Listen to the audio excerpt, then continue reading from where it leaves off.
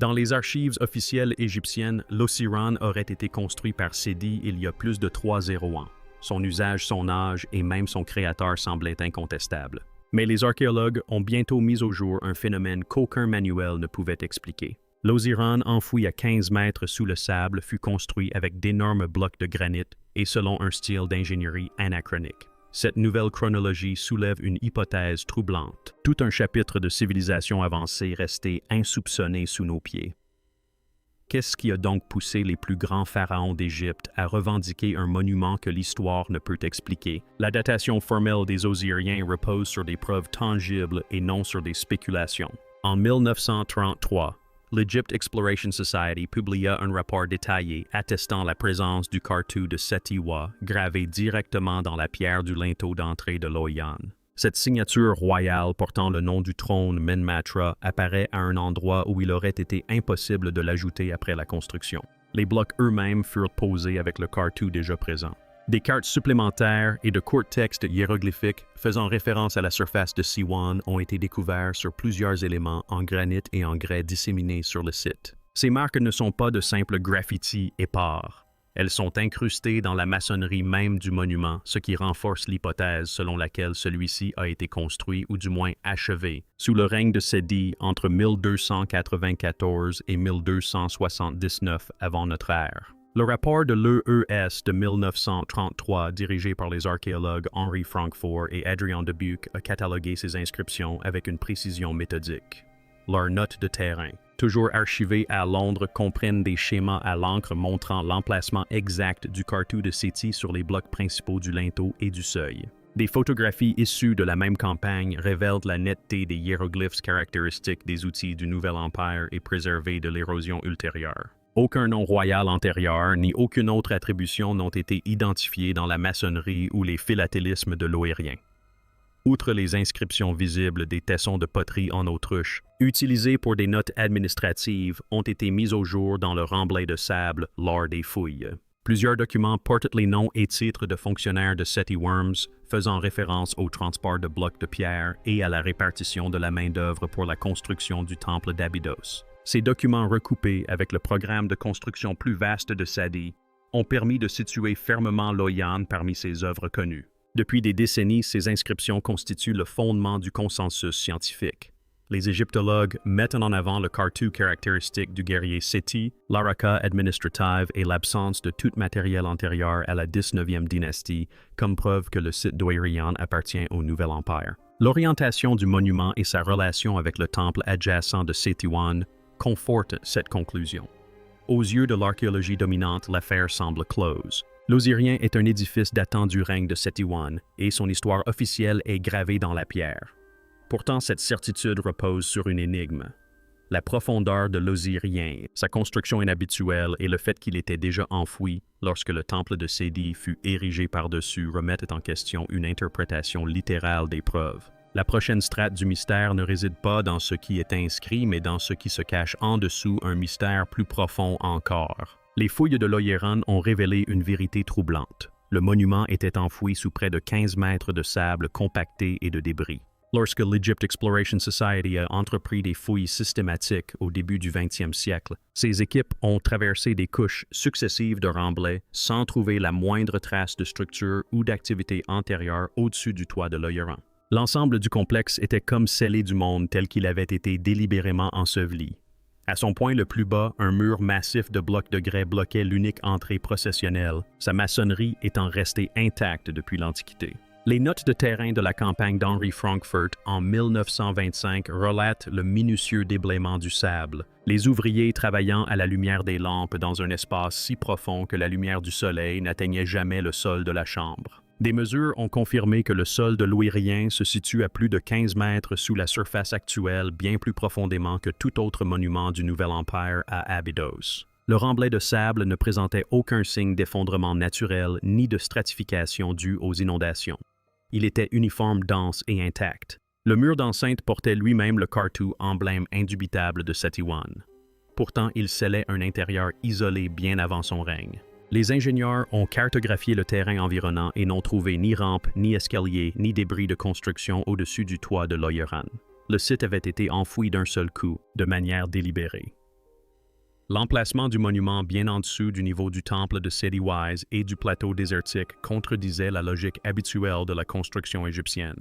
Alors que la plupart des temples s'élevaient fièrement au-dessus du sol, l'Oïran était caché ses pierres massives enfouies sous des tonnes de sable. La profondeur même du site soulevait des questions troublantes. Si Ayer avait fait construire l'Oïran, pourquoi l'avoir enseveli sous son propre temple? Pourquoi n'avoir laissé aucun accès, aucune voie cérémonielle, aucune trace visible en surface? Les schémas de Frankfurt montrent les chambres de l'Oïran presque parfaitement conservées, protégées par leur enfouissement. Les seules perturbations provenaient des fouilles elles-mêmes. L'isolement du monument, le remblai artificiel et l'entrée murée indiquaient une histoire plus complexe que le simple récit de la construction du Nouvel Empire. Une fois le sable entièrement dégagé, l'inquiétante réalité devint impossible à ignorer. L'Oziran n'était pas seulement déplacé par son style.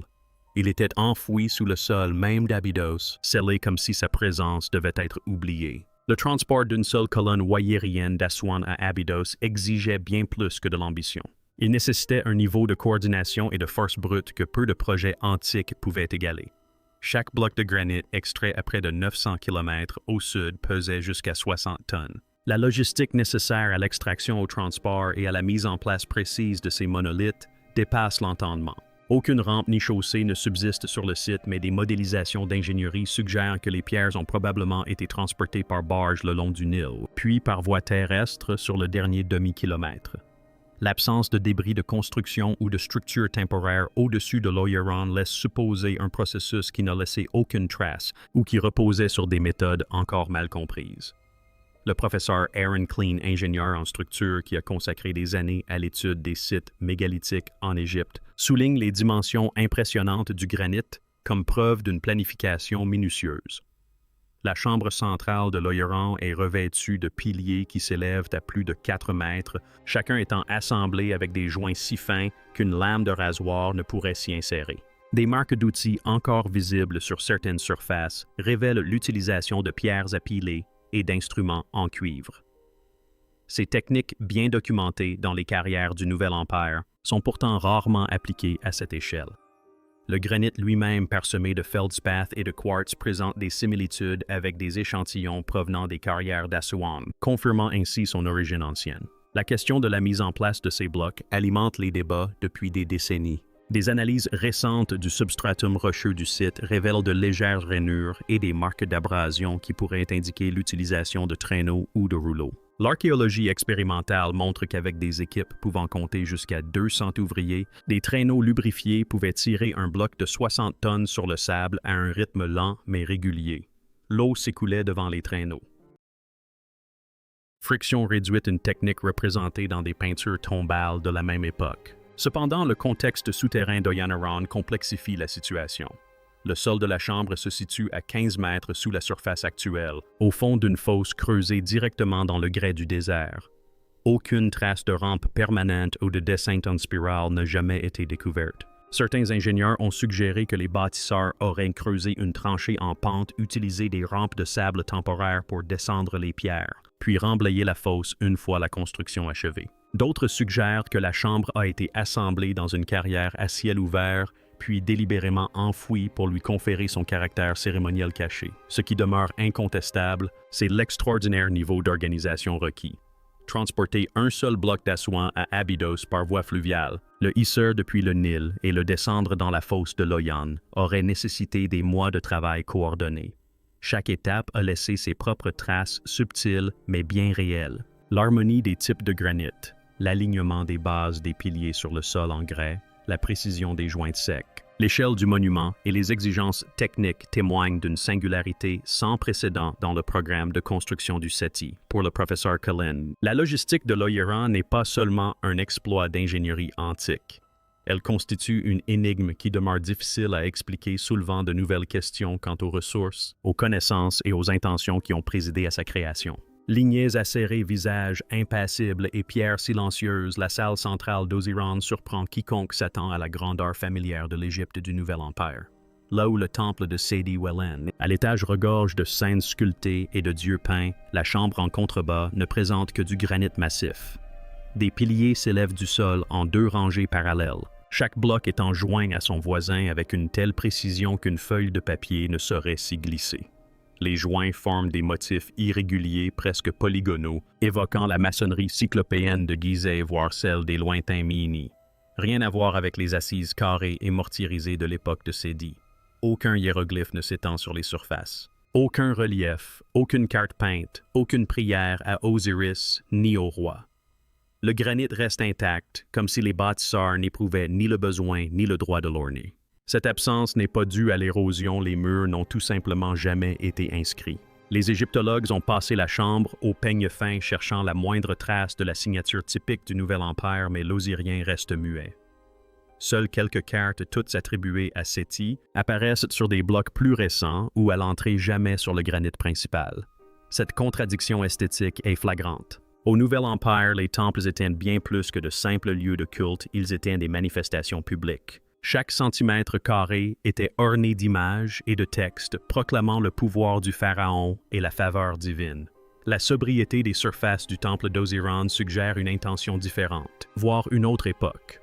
Les blocs de granit eux-mêmes ne portent aucune trace d'ornementation, seulement les marques du martelage et d'une ponctuation soignée. La palette de couleurs se compose d'un granit rose austère et d'un grès pâle contrastant avec les ombres marquées projetées par les poutres massives du plafond.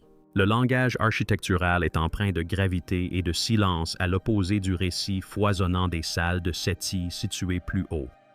La géométrie de la chambre rompt également avec la tradition. Au lieu de couloirs axiaux et d'avenues processionnelles, le plan de l'Oyeron est compact et cubique, sa plateforme centrale étant entourée de douves inondées. L'espacement des piliers n'est pas dû à des considérations esthétiques, mais à des impératifs structurels. Il supporte le poids de la toiture en pierre, sans aucune concession à la cérémonie. La précision des joints obtenus sans mortier témoigne d'un savoir-faire rarement égalé après l'Ancien Empire. Des ingénieurs ont mesuré des écarts inférieurs à 1 mm, une prouesse plus souvent associée aux premiers ouvrages en pierre égyptiens qu'aux tolérances plus larges du Nouvel Empire. Ce qui frappe le plus, c'est l'absence de toute inscription. Dans une culture qui imprégnait chaque surface de son empreinte, le granit d'Ossaria demeure délibérément vierge. Le silence de la pierre soulève des questions qu'il a érigées. Pour qui et pourquoi les règles habituelles de la commémoration royale n'ont-elles pas été appliquées? Le style osirien n'est pas seulement inhabituel. Il est étranger à son époque, supposé une relique dont la conception même refuse de s'inscrire dans la chronologie attendue. L'équipe du docteur Lena Mansour est arrivée à Abydos avec des questions différentes. Au lieu de rechercher des inscriptions perdues ou des chambres cachées, elle s'est concentrée sur l'eau de l'Oyan, une ressource qui avait résisté à toutes les tentatives de drainage pendant près d'un siècle. L'équipe a prélevé des échantillons dans le bassin central et au point d'infiltration le long des joints les plus bas de la chambre, observant la vitesse de retour de l'eau après chaque pompage. Les mesures ont montré que le bassin pouvait se remplir à nouveau en quelques heures, même lorsque plus de 500 gallons par minute étaient prélevés. Ce réapprovisionnement rapide ne correspondait ni au comportement des eaux du Nil, ni à celui des eaux souterraines superficielles de la région. L'analyse chimique et isotopique a révélé une signature unique. Les rapports isotopiques de l'oxygène et du deutérium de cette eau étaient différents de ceux du Nil et des aquifères désertiques environnants, témoignant d'un mélange d'infiltration ancienne du Nil et d'eau souterraine profonde sous pression. Les signatures isotopiques indiquaient un isolement de l'aquifère pendant au moins 3 ans, soit une durée bien supérieure à celle des saisons des pluies. La conductivité et la teneur en minéraux ont confirmé cette conclusion. Cette eau avait circulé sous terre pendant des millénaires avant d'atteindre le sol de l'Oyan. La pierre elle-même racontait une histoire similaire. Les anneaux d'érosion et les croûtes de sel sur les piliers de granit cartographiés par l'équipe du docteur Mansour révélaient des traces d'une exposition prolongée à l'eau. Ces caractéristiques étaient absentes du temple voisin de Setiou qui se dresse au-dessus de la nappe phréatique locale. Les inondations uniques de l'Oyeron combinées à l'isolement chimique de l'aquifère et à l'érosion mesurée ont établi un âge minimum pour l'interaction des structures avec les eaux souterraines. Un âge qui ne pouvait pas être expliqué par la seule construction du nouveau royaume. À travers l'Égypte, une poignée de monuments partagent le sentiment troublant de déracinement propre à l'Oïrien. Le Serapeum de Saqqara, par exemple, abrite d'énormes sarcophages de granit dans un réseau de tunnels souterrains qui restent chroniquement humides malgré des siècles d'efforts pour maîtriser l'humidité. Pourtant, Malgré toute l'ingéniosité déployée, le Capium ne livre quasiment aucun vestige dynastique, ni tesson de poterie, ni outils, ni traces de la vie quotidienne qui jalonnent habituellement les sites antiques. Ce silence est tout aussi frappant à Oyeron, où le remblai de sable n'a livré qu'une poignée d'autruches du Nouvel Empire, toutes liées à la construction de ce Diomer et à aucune trace antérieure. Cette absence n'est pas propre à Abydos ou à Saqqara. Au temple de la vallée, sur le plateau de Gizeh et sous les sables de Dashur, d'autres structures mégalithiques défient toute interprétation dans la chronologie officielle de l'Égypte. Leurs murs taillés dans d'énormes blocs assemblés avec une précision stupéfiante restent en grande partie dépourvus d'ornementation, un langage architectural qui semble venir d'un autre temps. À chaque fois, des dynasties successives s'emparent des lieux et y laissent leur empreinte, mais les bâtisseurs d'origine demeurent anonymes. Il est impossible d'ignorer cette tendance. Des sites comme Oyeron et Sarapam ne correspondent pas au récit historique égyptien traditionnel. Ils évoquent plutôt un chapitre gravé dans la pierre, puis effacé, hérité par des pharaons qui comprenaient le pouvoir du passé, mais pas toujours ses origines. La question demeure qui a bâti ces lieux et qu'est-ce qui a poussé les souverains ultérieurs à les préserver si fidèlement. Les réponses restent enfouies sous le poids des siècles et le silence de la pierre brute. Aujourd'hui encore, les pierres silencieuses d'Oeria échappent à toute explication simple, nous rappelant que les chronologies admises ne sont pas toujours des faits établis. À mesure que les nouvelles technologies remettent en question les anciennes hypothèses, notre compréhension des civilisations primitives évolue constamment. L'importance véritable ne réside pas seulement dans ce qui est enfoui, mais dans la manière dont nous remettons en question nos certitudes. Certaines réponses n'émergeront peut-être que lorsque nous oserons regarder au-delà des apparences. À votre avis, que recèle l'Oyeron?